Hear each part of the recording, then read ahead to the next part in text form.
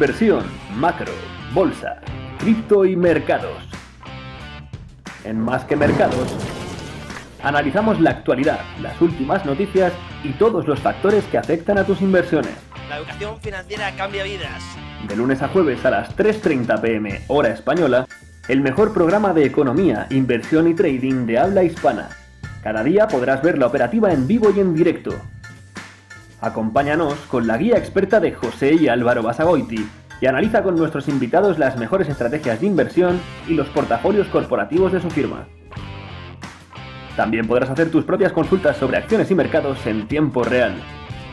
Únete a nosotros de lunes a jueves a las 3:30 hora española y no te pierdas las mejores entrevistas e invitados. Descubre cómo hacer crecer tu patrimonio de manera inteligente solo en Más que Mercados de TradingPRO TV.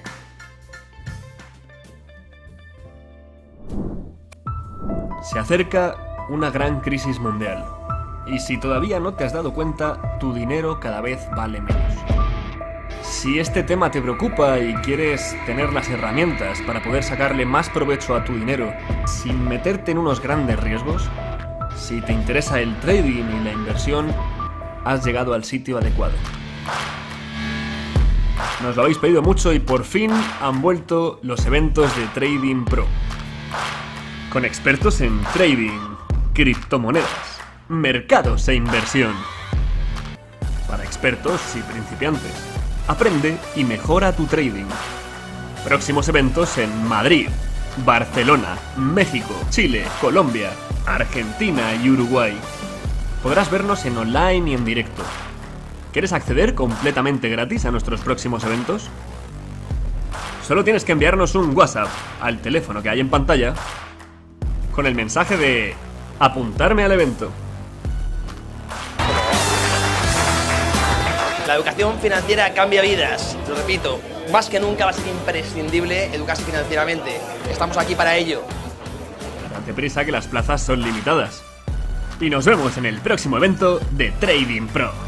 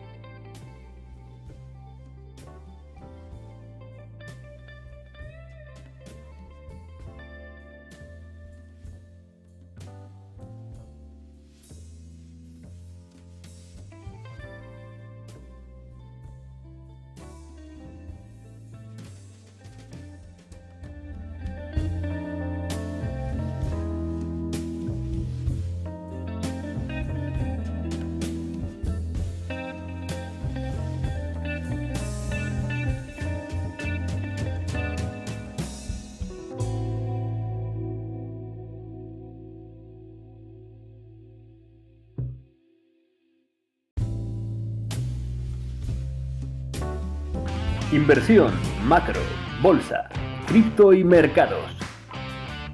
En Más que Mercados, analizamos la actualidad, las últimas noticias y todos los factores que afectan a tus inversiones. La educación financiera cambia vidas.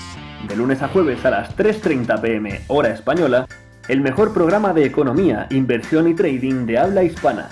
Cada día podrás ver la operativa en vivo y en directo. Acompáñanos con la guía experta de José y Álvaro Basagoiti y analiza con nuestros invitados las mejores estrategias de inversión y los portafolios corporativos de su firma. También podrás hacer tus propias consultas sobre acciones y mercados en tiempo real. Únete a nosotros de lunes a jueves a las 3:30 hora española y no te pierdas las mejores entrevistas e invitados. Descubre cómo hacer crecer tu patrimonio de manera inteligente solo en Más que Mercados de TradingPRO TV.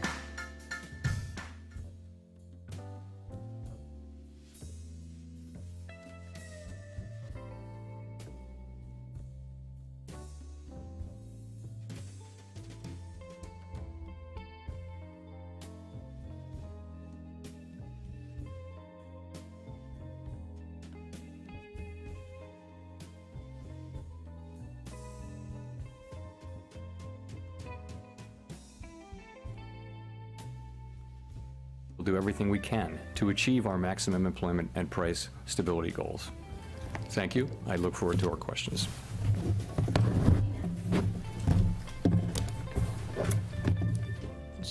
From the New York Times. Thanks for taking our questions. Obviously, in the statement and just in your remarks there, you note that you don't want to cut interest rates without greater confidence that inflation is coming down fully. I wonder, what do you need to see at this point to gain that confidence? And as you make those decisions, how are you weighing recent strong growth in consumer spending data against the sort of solid inflation progress you've been seeing? Sorry, say that last part again. How are you weighing the growth data and consumption data, which have been surprisingly strong, against inflation data? Okay, so what are we looking for to get greater confidence? Let me say that we have confidence. We're looking for greater confidence that inflation is moving sustainably down to 2%. Implicitly, we do have confidence and it has been increasing, but we want to get greater confidence. What do we want to see? We want to see more good data. It's not that we're looking for better data. We're looking at continuation of the good data that we've been seeing. And a good example is inflation. So we have 6 months of good inflation data. The question really is, that 6 months of good inflation data, is it sending us a true signal that we are in fact on a path, a sustainable path down to 2% inflation? That's the question. And the answer will come from some more data that's also good data. It's not that the 6-month data isn't low enough. It is. It's just a question of, can we take that with confidence that we're moving sustainably down to 2%? That's really what we're thinking about. In terms of growth, we've had strong growth. I mean, if you take a step back, we've had strong growth, very strong growth last year, going right into the fourth quarter. And yet we've had a very strong labor market, and we've had inflation coming down. So I think, whereas a year ago we were thinking that we needed to see some softening in economic activity, that hasn't been the case. So I think we look at stronger growth. We don't look at it as a problem. I think at this point we want to see strong growth. We want to see a strong labor market. We're not looking for a weaker labor market. We're looking for inflation to continue to come down as it has been coming down for the last 6 months. And I'm sorry, if I could just follow up very quickly. When you say that you want to make sure that it's a true signal, is there anything that you're seeing in the data that makes you doubt that it's a true signal at this stage? No, I think I would say it seems to be the likely case that we will achieve that confidence, but we have to achieve it, and we haven't yet. And so, I mean, it's a good story. We have 6 months of good inflation, but you can, and you know this, you can look behind those numbers and you can see that a lot of it's been coming from goods inflation, for example, and goods inflation running significantly negative. It's a reasonable assumption that over time, goods inflation will flatten out, probably approximate zero. That would mean the services sectors would have to contribute more. So, in other words, what we care about is the aggregate number, not so much the composition, but we just need to see more. That's where we are as a committee. We need to see more evidence that sort of confirms what we think we're seeing and that tells us that we are gives us confidence that we're on a path to a sustainable path down to 2% inflation. Nick. Nick Timmeros of the Wall Street Journal. Chair Powell, it seems to me you raised rates rapidly over the last 2 years for two reasons. One was the risk of a wage price spiral. Two, there were risks of inflation expectations becoming unanchored.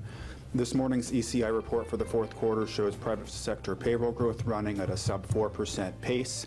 Inflation expectations are very close to where they were before the inflation emergency of the last 3 years. And given that you appear to have substantially cut off these two tail risks, and that you've judged here today current policy is well into restrictive territory, what good reason is there to keep policy rates above 5%? Are you really going to learn more waiting 6 weeks versus 3 months from now that you have avoided those two risks? So, as you know,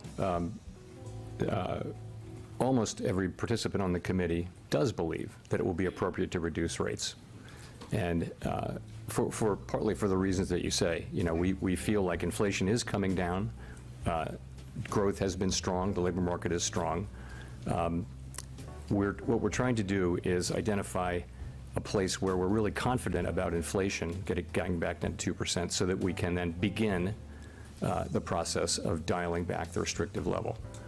So overall, I think people do believe, and as you know, the median participant wrote down 3 rate cuts this year.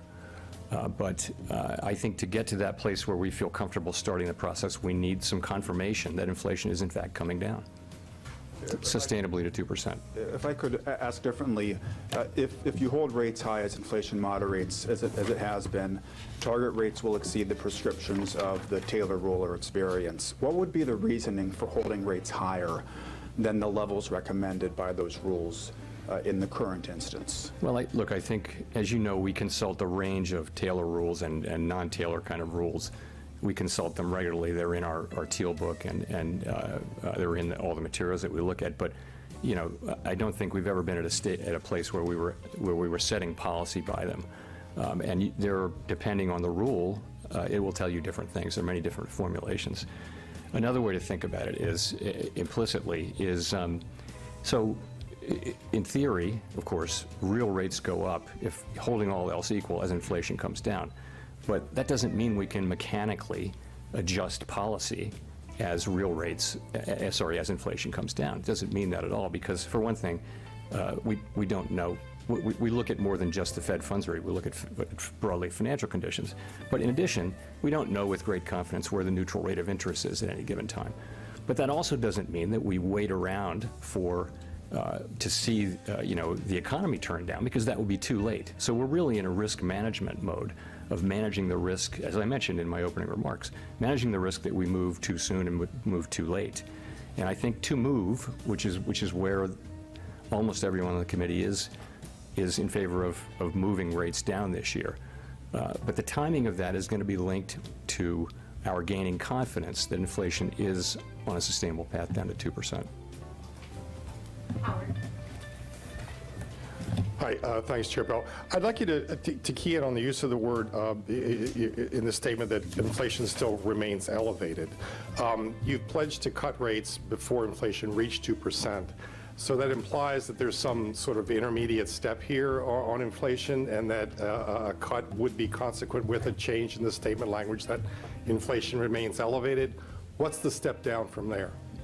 Yeah, I don't know that we worked out the particular statement language and that kind of thing. I would just say, if you look at where 12-month inflation is, and it's still well above core is 2.9%, for example, 12 months, which is way down from where it was. Very, very positive development, very fast decline, and the case is likely that it will continue to come down.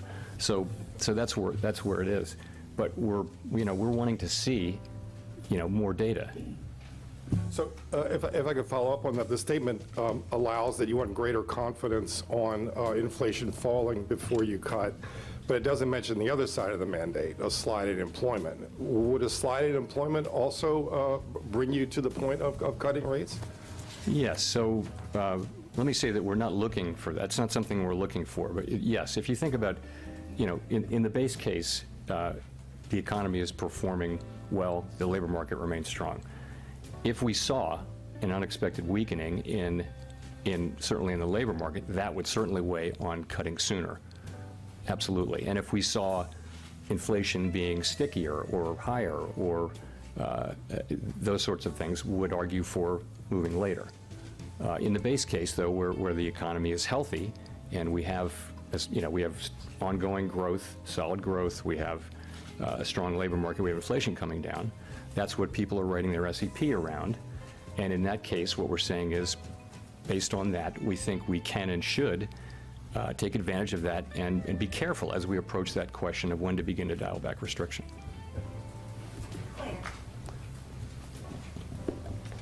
Claire Jones, Financial Times. Just to circle back to the greater confidence aspect of the statement, there's been a lot of unanimity in recent meetings.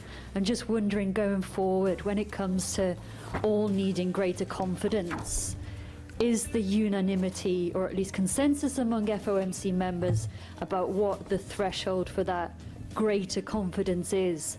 And if not, could you maybe tell us a little bit about the discussion today on, what the variations between FOMC members was on what constitutes enough confidence to cut rates, and also if there was any variation on how quickly that greater confidence threshold could be reached. Thank you. We're not really at that stage. There was no proposal to cut rates. Some people did, talk about their view of the rate path. I would point you to the SEP as good evidence of where people are, although it is one cycle later. So, we're not at a place of really working out those kinds of details because we weren't actively considering, moving the federal funds rate down. I will say there is a wide disparity, a healthy disparity of views, and you see that in public statements, in the minutes and the transcripts when they're released every 5 years. So we do have a healthy set of differences, and I think that's actually essential for making good policy. We're also able to reach agreement generally because we listen to each other, we compromise, and even though not everybody loves what we do, they're able to, for the most part, able to join in. To me, that's a well-functioning public institution. Rachel. Hi, Chair Powell, Rachel Siegel from the Washington Post. Thanks for taking our questions. So over the past few years, there have been all these real-time indicators that helped us gain a sharper understanding of where the economy was, like open table data or office attendance. You've talked about vacancies in the past. And I'm wondering, at the start of this year, what might be on that dashboard for you that's giving you the clearest picture of the economy, including on rents, if you could touch on that. Including? Rent costs. Yeah. Well, so we're not, it's not the pandemic, so we can actually rely on more traditional forms. People are working, they're getting wages, and the economy is largely reopened and is broadly normalizing, as you see. So I wouldn't say we're looking at that sort of more innovative data as much. You point to rents, so of course we follow the components of inflation very carefully, which would be goods inflation. I talked about that a little bit. You mentioned housing inflation, so the question is, when will these lower market rents find their way into measured rents as measured in PCE inflation? And we think that's coming, and we know it's coming. It's just a question of when and how big it'll be. So, but that's in everyone's forecast, I would say. So that will help. But at the same time, we think goods inflation will probably, it's been giving a lot of disinflation to the effort, and probably that declines over time. But it may well have some more time to run. The supply chains are not perfectly back to where they were. In addition, it takes time for the healing process to get into prices. So there may be still a tailwind. We'll find out with that. So we look at the things that relate to our mandate very carefully, and as you would imagine. I guess just as a quick follow-up, do you feel comfortable at this point saying the economy has reached a soft landing, or is that part of looking for more confidence? No, I wouldn't say we've achieved that, and I think we have a ways to go. Inflation is still, core inflation is still well above target on a 12-month basis. 12 months is our target. Certainly, I'm encouraged, and we're encouraged by the progress, but we're not declaring victory at all at this point. We think we have a ways to go. Steve. Thank you, Mr. Chairman. You've said that you would know the neutral rate by its works. So I'm wondering what you could tell me. How do you believe the neutral rate is working? We're telling you right now that growth is stronger. In other words, how much Is the economy really being restrained right now by the current funds rate? And how much restraint does it really need additionally if inflation is still coming down? So I think you do see in the interest-sensitive parts of the economy, you do see, for example, housing, you see the effects, you do. Your second question, though, really, I think is important, and that is a lot of this has come through, a lot of the disinflationary process has come through the healing of supply chains and also of the labor market. So you've seen that, that other set of factors is really different from other cycles and has brought that working with tighter policy, which has enabled the supply side to recover, I think that mixture has been behind what has enabled this. So no, we really do think that we're having an effect broadly across the economy. I would point to the interest-sensitive parts of the economy as well as spending generally. But it's a joint story. It's a complicated story. But how much restraint are you actually imparting to the economy, would you say, relative to the neutral rate? So I think it's of course, you know that it's not something you can identify with any precision, but a standard approach would be to take the nominal rate, 5.3%, let's say, and subtract sort of a forward measure of inflation. If you do that, and there are many, many ways to calculate the neutral rate, but that's one I like to do. And you're going to get to something that is materially above mainstream estimates of neutrality, of the neutral rate. You will. But at the same time, you look at the economy and you say, this is an economy that grew 3.1% last year. And you say, what does that tell you about the neutral rate? What's happening, though, is the supply side has been recovering in the middle of this. So that won't go on forever. So a lot of the growth we're seeing it isn't just a tug of war between interest rates and demand. You're getting, more activity because of labor market healing and supply chains healing. So I think the question is, when that peters out, I think the restriction will show up probably more sharply. Thank you. Sorry. Thanks for taking the question, Mr. Chairman. You mentioned earlier we're not seeking a weaker labor market. I think you said. Can you talk a little bit more about that? Do you think the labor market now is back to quote unquote normal, and that we can achieve the inflation target without wage gains coming back down to what they were pre-pandemic? Even with today's ECI levels, they were still above those pre-pandemic levels. I think the labor market by many measures is at or nearing normal, but not totally back to normal. And you pointed to one or more of them. So I think, job openings are not quite back to where they were. Wage increases rather are not quite back to where they would need to be in the longer run. I would look at it this way, though. The economy is broadly normalizing, and so is the labor market. And that process will probably take some time. So wage setting is something that happens, it's probably will take a couple of years to get all the way back. And that's okay. That's okay. But we do see, you saw today's ECI reading, the evidence is that that wage increases are still at a healthy level, very healthy level, but they're gradually moving back to levels that would be more associated, given assumptions about productivity, are more typically associated with 2% inflation. It's an ongoing process, a healthy one, and I think we're moving in the right direction. So that process can continue without a weakening of the labor market, basically, you're saying? Well, I think the labor market is, I don't know if it's rebalancing. Clearly, there was a fairly severe imbalance between demand for workers and supply at the beginning of the pandemic. So we lost several million workers at the beginning of the pandemic from people dropping out of the labor force. And then when the economy reopened, you remember 2021, you had a severe labor shortage, and it was everywhere. Panic on the part of businesses, couldn't find people. So what's happened is we expected the labor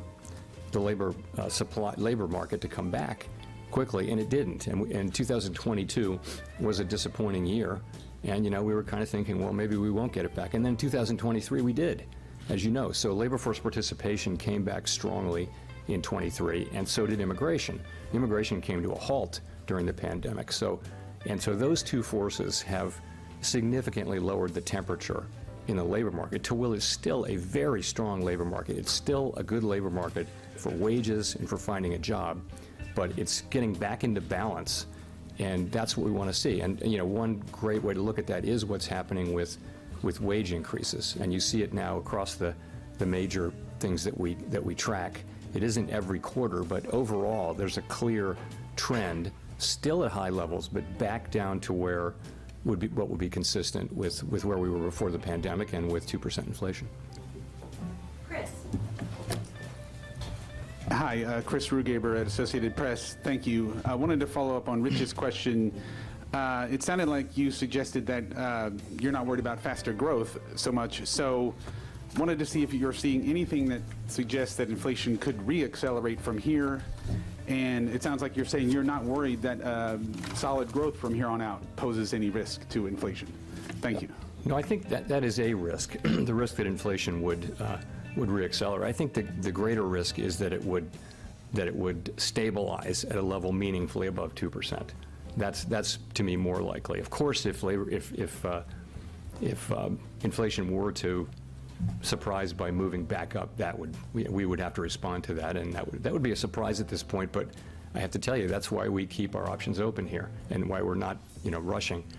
So I think both of those are risks, but I think the more likely risk is the one that I mentioned, which is you've had 6 good months, very good months, but what's really going to shake out here? When we look back, what will we see? Will inflation have dipped and then come back up? Are the last 6 months flattered by factors that are one-off factors that won't repeat themselves? We don't think so. We don't. That's not what we think. But that's the question we are asking. We have to ask, and we want to get comfort on that. And just one quick follow-up. Governor Waller had mentioned the revisions that are coming on February 9th for the CPI data. Is that something you're watching as well? And if we see those revisions fairly minor, is that going to give you more confidence where things are going? We'll just have to see. We'll look at those. Last year was a surprise.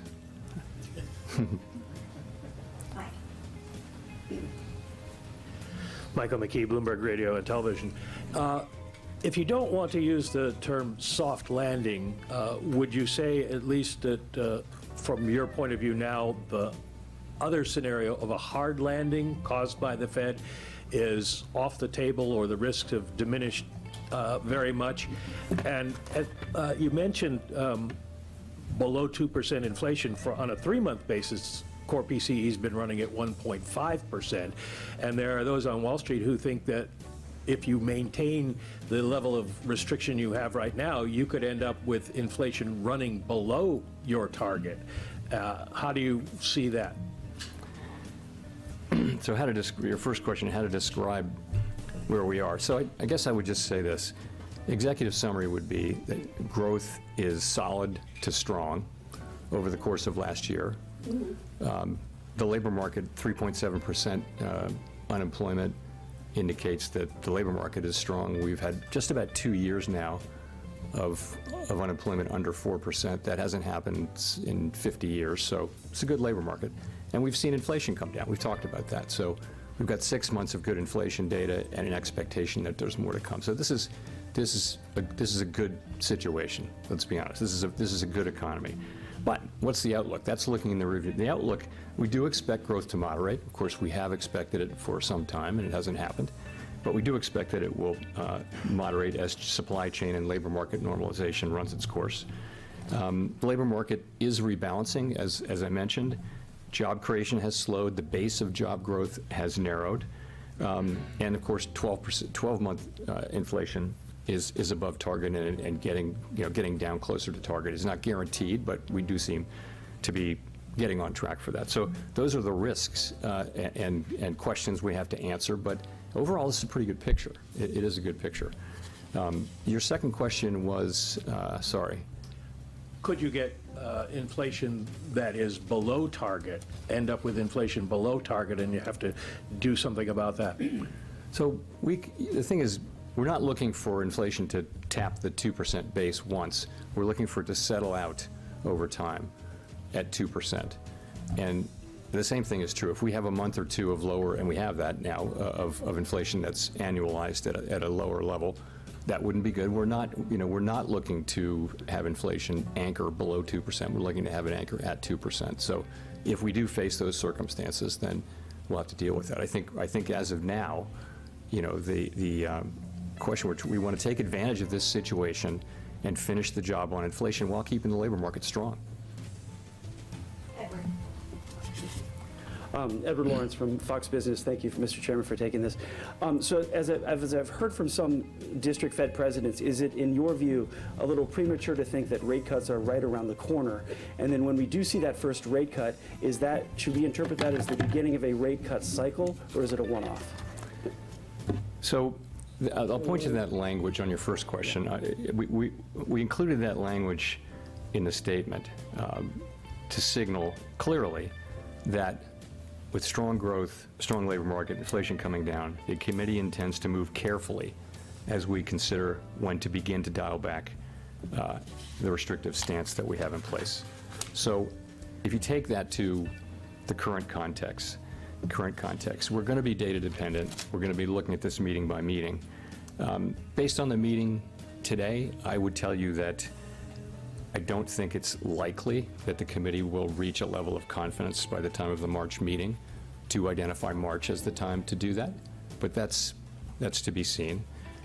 So I wouldn't call, when you ask me about in the near term, I'm hearing that as March. I would say I don't think it's probably not the most likely case or what we would call the base case. Then your second question is is this the start of when we see a cut, is it the start of a cutting cycle, or could it just be a one-off? That's going to depend on the data. The whole thing is this is going to depend on the data. We're going to be looking at the economic data as it affects the outlook and the balance of risks, and we're going to make our decisions based on that. And it could wind up, we'll have another SEP at the March meeting, and people will write down what they think. But in the end, it's really going to depend on how the economy evolves. We talked about there are risks that would cause us to go slower. For example, stronger inflation, more persistent inflation. There are risks that would cause us to, or if they happened, that would cause us to go faster and sooner, and that would be a weakening in the labor market, or for that matter, very, very persuasive lower inflation. Those are the kinds of things. So we're just going to be reacting to the data. That's really the only way we can do this. Victoria. Hi, Victoria Guido with Politico. Could you talk a little bit more about productivity growth? You've mentioned multiple times about, the level of wage growth that's consistent with 2% inflation. We've obviously seen, you were talking about ECI this morning, in which it's cooled a little bit, but still sort of above what you wanted to see. Growth has been very strong. How much of those numbers do you attribute to productivity, and do you see that productivity as sort of just temporary because of the factors, the labor and supply chain factors you were talking about, or do you think that productivity growth will fade over time? So this is a really interesting question, and I think my own view is, I think if you look back to the pandemic, you saw a spike in productivity as workers were laid off and activity didn't decline as fast. And then you saw a deep trough of productivity. And then over the last, you saw high productivity last year in 23. I think we're basically in the throes of getting through the pandemic economy. And the question will be, what is it that has changed? The productivity tends to be based on, fundamental aspects of our economy. Is there a case, will it be the case that we come out of this more productive, more on a sustained basis? And I don't know. What would it take? It would take, people talk about AI, but my guess is that we may shake out and be back where we were, because I'm not sure I see work from home doesn't seem like it's a big productivity increaser. AI, artificial intelligence, generative may be, but probably not in the short run, probably maybe in the longer run. So I'm not seeing why it would, but right now I would say the productivity is kind of what falls out of the broader forces that are driving people in and out of the labor force and activity returning and supply chains getting fixed. Right, so would that be behind why we've seen such strong growth, but we've also seen inflation fall, that maybe there's just a higher level of productivity? That's one way to look at it, yeah. Nancy. Hi, Chair Powell. Nancy Marshall-Genzer with Marketplace. I want to ask a little bit more about housing. I'm wondering, how closely are you watching rent and housing prices as you evaluate whether and when to cut rates? And it seems like housing prices are not coming down as quickly as you expected. So when we think about, our statutory goals are maximum employment and price stability, and that's what we're targeting. We're not targeting housing price inflation, the cost of housing, or any of those things. Those are very important things for people's lives, but they're not, those are not the things we're targeting. We're also well aware that when we cut rates at the beginning of the pandemic, for example, the housing industry was helped more than any other industry. And when we raise rates, the housing industry can be hurt because it's a very interest-sensitive sector. On top of that, we have longer run problems with the availability of housing. We have a built-up set of cities, and people are moving further and further out. So there hasn't been enough housing built, and these are not things that we have any tools to address. But where it comes into play very specifically in our work is inflation, which is a combination. It's really rental inflation. You're taking owner's equivalent rent and then actual rent paid by tenants, and you're running that through the CPI calculation or the PCE calculation, the one we look at. And what that's telling you is that market rents are increasing at a much lower rate or even being flat, and that will show up in inflation over time. It has to, as long as that remains the case. So. And just real quick, what is your response to the letter that was sent to you by some members of Congress asking the Fed to lower interest rates to make housing more affordable? My response is what I started with, which is that our job, the job Congress has given us, is price stability and maximum employment. Price stability is absolutely essential for people's lives, most importantly, not most importantly, mostly for people at the lower end of the income spectrum who are living at the edges, at the margins. And so for someone like that, high inflation, in the necessities of life, right away you're in trouble. Whereas even middle-class people have some scope to absorb higher costs. So we have to it's our job, it's what society has asked us to do, is to get inflation down. And the tools that we use to do it are interest rates. So that's how we think about that. Courtney Brown from Axios. Can you give us some insight into whether the committee discussed the possibility of slowing balance sheet runoff in the months ahead? Yes. So I would start by saying that balance sheet runoff so far has gone very well. And as the process has continued, we're getting to that time where questions are beginning to come into greater focus about the pace of runoff and all that. So at this meeting, we did have some discussion of the balance sheet, and we're planning to begin in-depth discussions of balance sheet issues at our next meeting in March.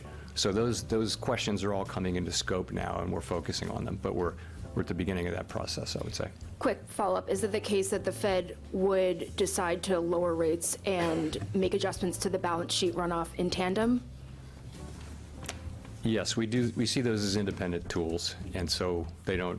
For example, if you're normalizing policy, you might be reducing rates but continuing to run off the balance sheet. In both cases, that's normalization. But from a strict monetary policy standpoint, you could say we're loosening and one with tightening. So that could happen.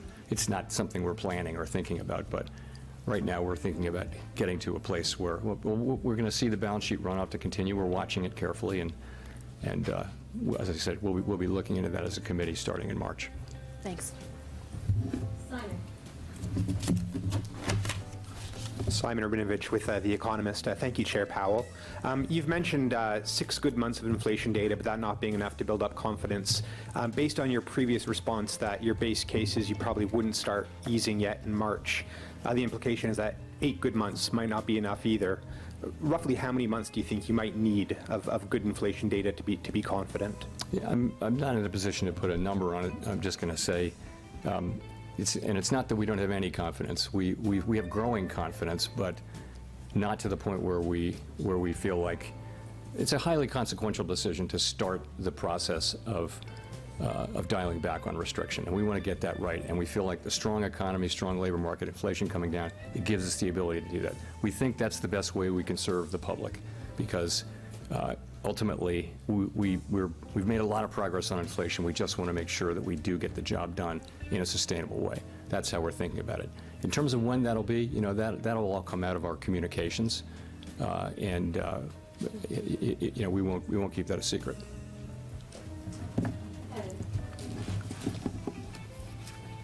Hi, Chair Powell. Evan Reiser with M&I Market News. Can you explain a little bit more on what you're considering when tapering QT? Do you need to see the overnight reverse repo facility all the way down to zero, or is it something that you can start with a couple $100 billion there? Not a decision that we've made, but I wouldn't think we wouldn't be taking a position that it's got to go to zero. I mean, if it were to stabilize at a different level, but that's not a decision that we've made. That's what we'll be talking about at the March meeting. A whole range of issues will be briefed up in the committee. We'll get into all of the issues that will be arising over the course of the next, let's say, year or so. Greg. Thanks, Greg Robb from MarketWatch. Chair Powell, I want to change gears a little bit. In the presidential primary campaign that's been going on for the last 9 months or so, your name has come up often, and many Republican candidates had said that they probably wouldn't want to give you a third term. So I wanted to give you a chance to talk about that. Do you want another term? You've had on the Fed. What's your stance on that? I don't have a stance on that. It's not something I'm focused on. Focused on doing our jobs. This year is going to be a highly consequential year for the Fed and for monetary policy, and we're all of us very buckled down, focused on doing our jobs. Jennifer.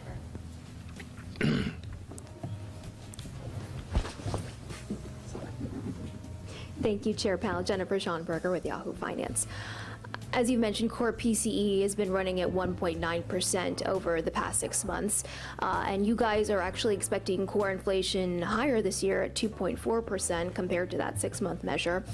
Given that forecast and that the median is for 3 rate cuts this year, what happens if inflation stays where it's been over the last 6 months for the next 6 months?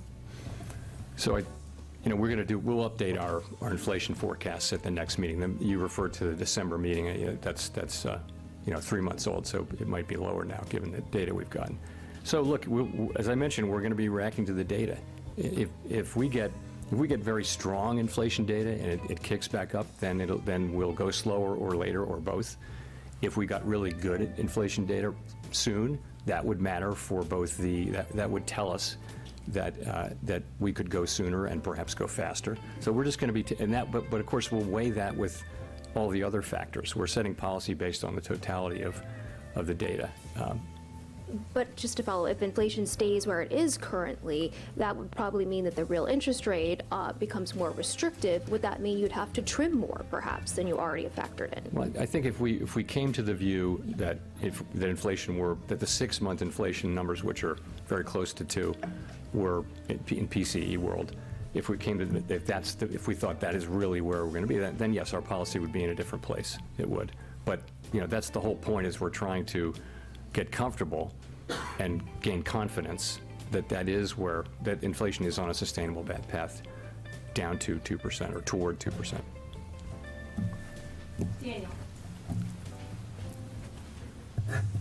Hi, Chair Powell. Daniel Davis, Agence France-Presse. I just wondered if I could get your comment on the recent consumer confidence data. It seems to suggest that consumers are sort of moving towards a much more optimistic view of the economy. I just wonder, is it fair to say that they're moving towards where the Fed appears to have been in recent months? And do you think that inflation and falling inflation perhaps has played a role in that? And what challenges do you see going forward? Thank you.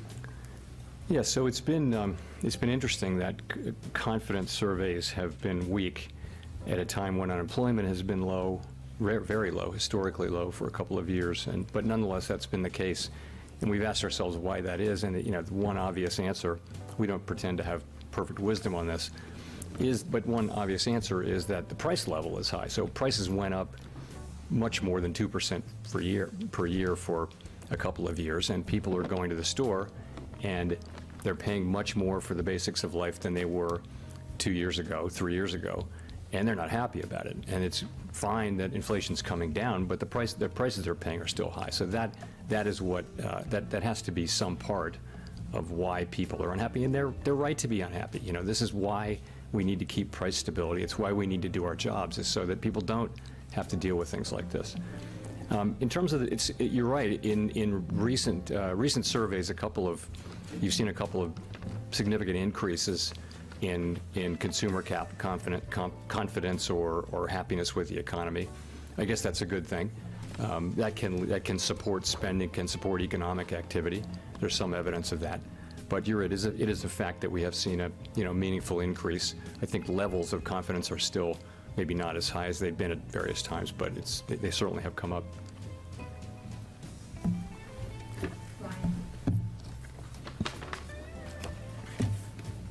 Thank you for taking our questions. Brian Manessian in business. Committee members have said they'd like to meet with business leaders and stakeholders in person to learn more about the economy in real time, given that some data are subject to large revisions, the issue of seasonal adjustments being thrown off balance, and many readings of the economy being quarterly. So did any members say they've learned anything not yet reflected in the data, or have you yourself learned anything through anecdotal evidence that hasn't been captured in the data yet? Well, yes. I'm a big believer that yes. So we do meet with outside groups who come from all different parts of the economy, and I always feel like I spent most of my life in the private sector looking at individual management teams, and then building out from that. And so starting with GDP data and working into what's actually affecting people's lives is challenging. It's very hard. So I really like anecdotal data. In addition, as you know, the 12 reserve banks have really the best network of anyone. That in all their districts, they're talking to, not just the business community, but the educational, medical, all nonprofit community. They have arms into all of that. And so when they come back, that's what goes into the beige book. But that they come back, and what each reserve bank president does is, during the Outlook go-around, they'll say, in my district, and they'll talk about 100 conversations. They won't talk up. They will give you input based on 100 conversations that they've had with people of all different walks. And I personally find it very helpful in understanding what's going on. And also, I think you hear things before they show up in the data sometimes. Did any of them notice slowing economy based on what they've heard from their district? Yes, I mean, if you look back at the last, not this beige book, but the one before, there was a lot of slower activity. I think that what you're hearing now is things are picking up a bit. You're hearing, not in every district, and not every person that we talk to, but you're overall, it feels like you're hearing things picking up at the margin. So that's what comes through. Go to Jeff Cox for the last question. Thank you, sir. Jeff Cox from CNBC.com. Just kind of looking to put it all together. You talked about basically the economy looking strong with 3.3% annualized growth in the fourth quarter. Does the strength of the economy speak more loudly to you now than any inflation threat might? That you're in a position, in other words, to keep rates elevated as long as the economy stays strong, and you're more tilted towards that. And then also, perhaps, are you worried at all that the economy is maybe a little too strong right now and that inflation could come back at some point? I'm not so worried about that. It's again, we've had inflation come down without a slow economy and without important increases in unemployment, and there's no reason why we should want to get in the way of that process if it's going to continue. So I think declining inflation, continued declines in inflation, are really the main thing we're looking at. Of course, we want the labor market to remain strong too. We don't have a growth mandate. We've got a maximum employment mandate and a price stability mandate, and those are the two things we look at. Growth only matters to the extent it influences our achievement of those two mandates. Thank you very much.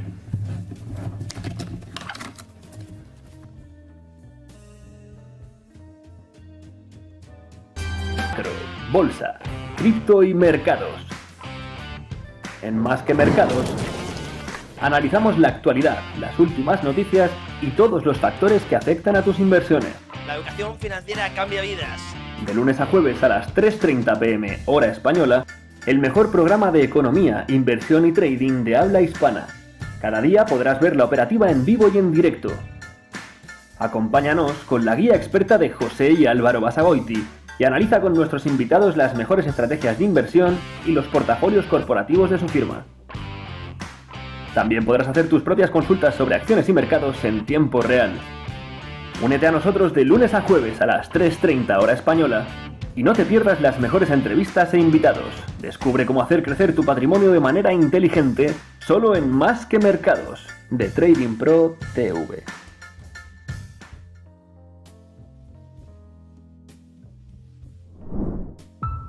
Se acerca una gran crisis mundial. Y si todavía no te has dado cuenta, tu dinero cada vez vale menos.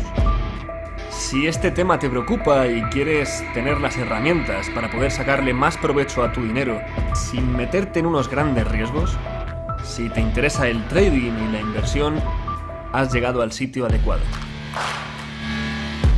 Nos lo habéis pedido mucho y por fin han vuelto los eventos de TradingPRO.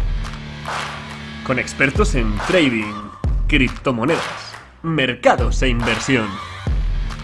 Para expertos y principiantes. Aprende y mejora tu trading.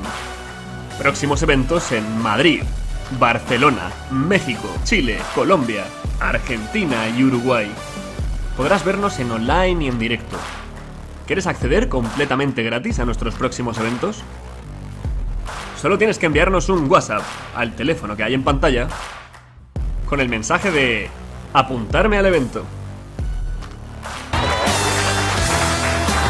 La educación financiera cambia vidas, lo repito, más que nunca va a ser imprescindible educarse financieramente. Estamos aquí para ello.